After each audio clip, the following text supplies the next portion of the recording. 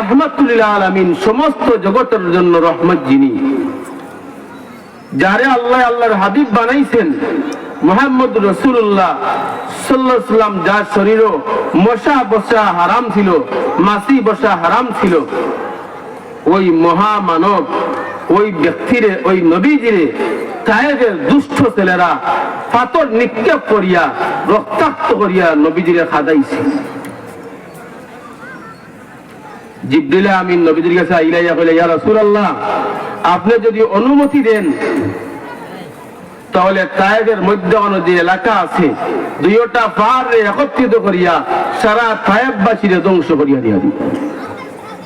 নবীজি, আমরা কিতা কইতাম, করিলাম। নবীজি জবাব দিলা, ওমা আরসালনাকা ইল্লা রাহমাতাল লিল আলামিন। ও জিবরাইল, আমার আল্লাহ আমারে আসমানের জন্য রহমত বানাইছেন, জমিনের জন্য রহমত বানাইছেন।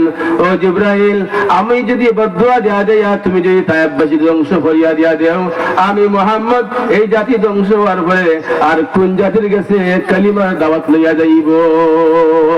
ও জিবরাইল, তুমি ধ্বংস করিও না। আল্লাহ দরবার আল্লাহ নবী দোয়া করা শুরু করে দিলা, আল্লাহুম্মা গফির লিকওমি ফাইন্নাহুম লা ইয়ালামুন। নবীজি দোয়া শুরু করে দিয়েছে। নবীজি দোয়া শুরু করলাম, আল্লাহুম্মা হদি কওমি ফাইন্নাহুম লা ইয়ালামুন।